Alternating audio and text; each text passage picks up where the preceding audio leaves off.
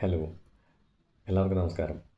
Bethlehem കുടുംബ unit എന്ന cinema ഇപ്പോൾ കണ്ടു കഴിഞ്ഞു. അപ്പോൾ ഉടനെ റിവ്യൂ ചെയ്യാമെന്ന് വിചാരിച്ചു.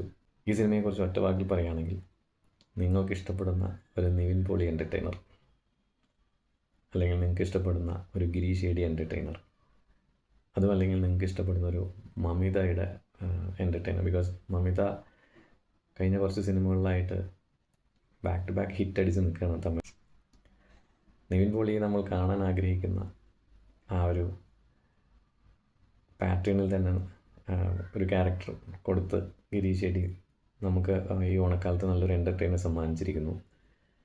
അപ്പോൾ ധൈര്യമായി തിയേറ്ററിൽ പോയി ഫാമിലിയായി അല്ലെങ്കിൽ ഫ്രണ്ട്സൊക്കെ ആയി അടിച്ചു പൊളിച്ച് തിയേറ്ററിൽ നിന്ന് കണ്ടിറങ്ങാവുന്ന ഒരു എൻ്റർടൈനറാണ്.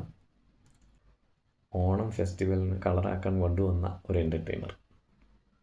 ആ ഒരു പ്രതീക്ഷ നിലനിർത്തിക്കൊണ്ട് തന്നെ അവർ സിനിമ എടുത്തിട്ടുണ്ട്. നല്ല മികച്ച സപ്പോർട്ടിംഗ് സ്റ്റാർ കാസ്റ്റ് ഉണ്ട്. സുരേഷ് കൃഷ്ണ, സംഗീത് പ്രതാപ്, വിനയ് ഫോർട്ട്, ശ്യാം മോഹൻ, പിന്നെ പ്രൈമറിയിൽ തന്നെയുള്ള എനിക്ക് തോന്നുന്നു ഷമീർ ഖാൻ എന്നാണ് തോന്നുന്നു, അദ്ദേഹം ഈ സിനിമയിലുണ്ട്.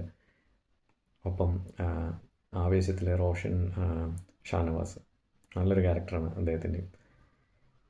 അപ്പോൾ നല്ലൊരു ഫീൽ ഗുഡ് എൻ്റർടൈനറാണ് ഈ സിനിമ. ഞാൻ കൂടുതലൊന്നും പറഞ്ഞ് നീട്ടുന്നില്ല.